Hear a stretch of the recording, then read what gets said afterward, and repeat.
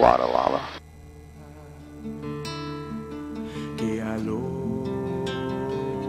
And right up here to the right, you can see a facility up here. This is the Mauna Loa Weather Observatory. Not an astronomical observatory, a weather observatory.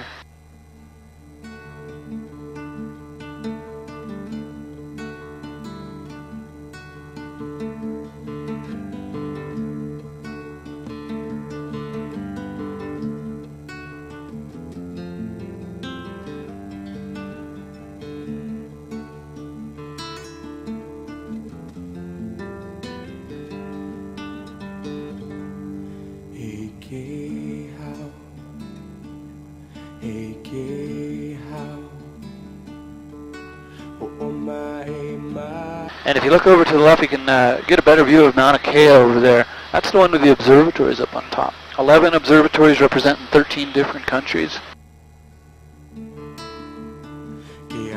And that's the one you can drive up to the top to. Only an hour or so out of Waikoloa.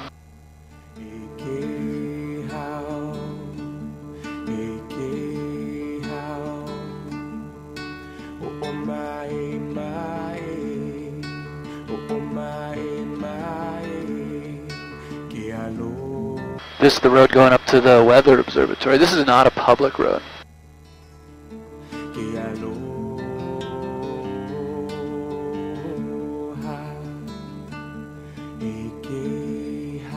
By the way, if we've done some climbing, we're already up to 10,500 and we're going 80 knots. If anyone's feeling some pressure in their ears, you can kind of alleviate that by yawning or chewing.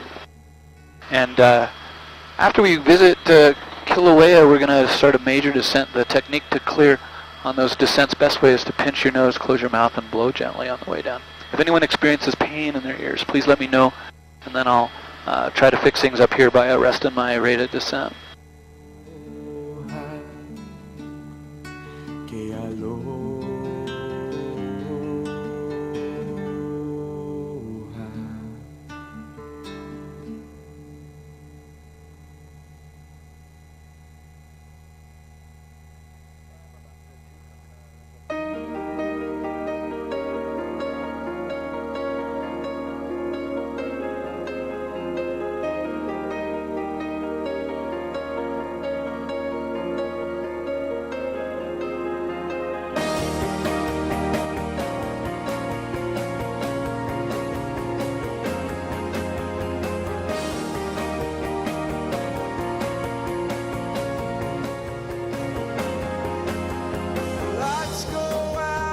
Is the volume of music okay for you guys? It's about right? Okay.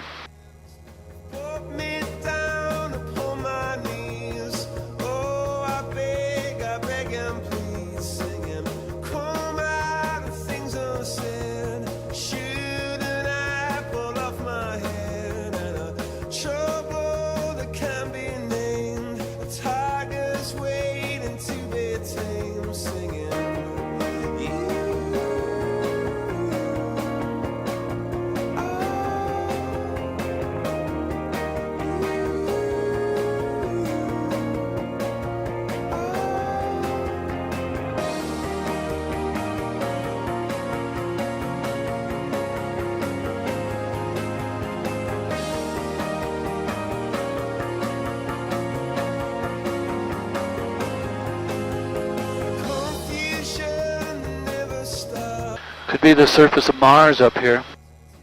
In fact, they have a facility up here, the Mars Dome, we call it the High Seas Project. It stands for Hawaii Space Exploration Analog and Simulation, where they're practicing what it might be like to live long-term on the surface of Mars. Up on Mauna Kea in the 60s, Apollo astronauts trained for the moon landings.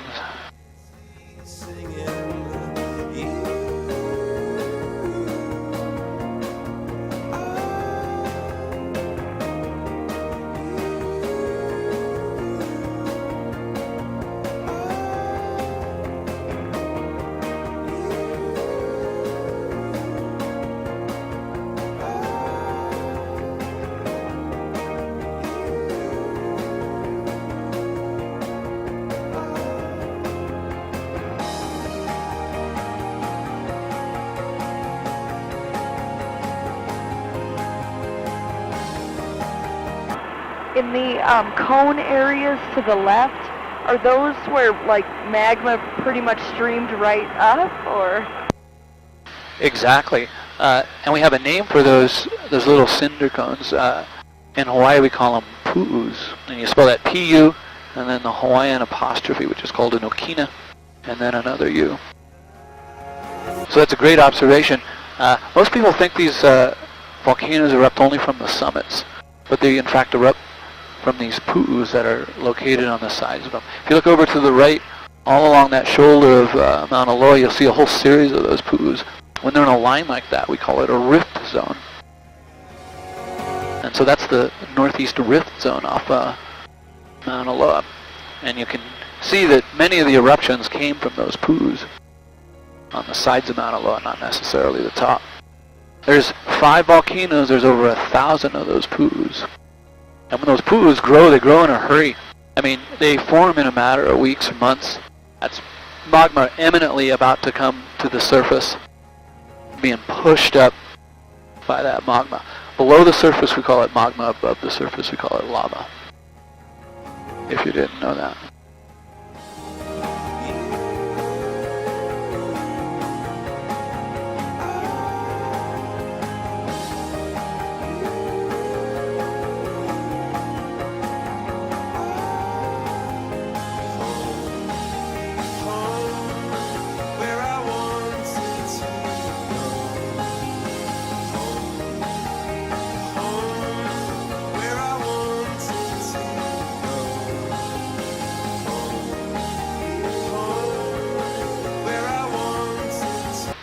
So, just beyond this first cloud layer, we're probably going to see Kilauea. I'm not making any promises. It's a little bit cloudy here today, but I'll position the aircraft as I can to view the summit caldera. At the summit, there's a lava reservoir. It's in an 800-foot crater called Overlook Crater. It's not technically an eruption site. It's just an exposure of lava in a pond or a pool.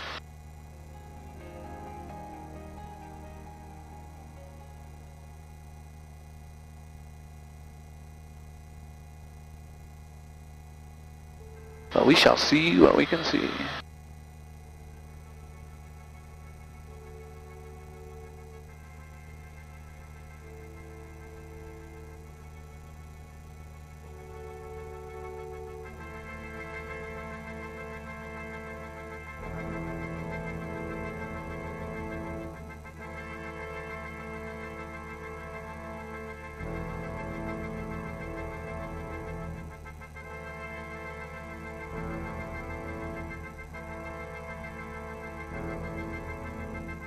And now, just coming into view, straight ahead of us, those of you in the front can see that big smoking hole in the ground. So just kind of look right to the edge of this cloud layer. You see a bunch of smoke, and at the base of the smoke, I can already see it, lava. That is Kilauea caldera. The smallest circle there, the lava pool, is called Overlook Crater, and you can see just hints of lava there.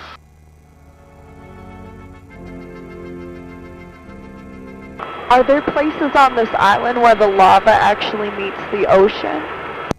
There is. We're going to fly down there. I was down there earlier today. It's pretty subdued today, the ocean entry, but we'll check it out to see what's happening down there. And there's also an active eruption site, which we're going to check out as well.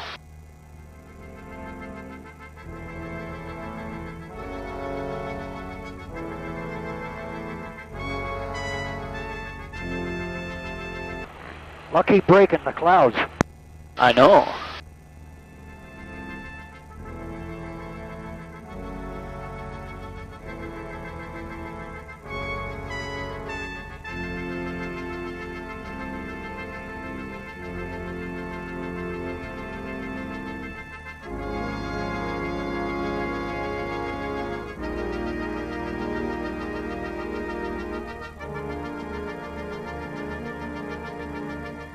Now, I'm going to turn the aircraft here, do a series of orbits so you guys can all see the volcano at your side of the aircraft. I'm going to first turn the aircraft left, put it out the right side, and then I'll turn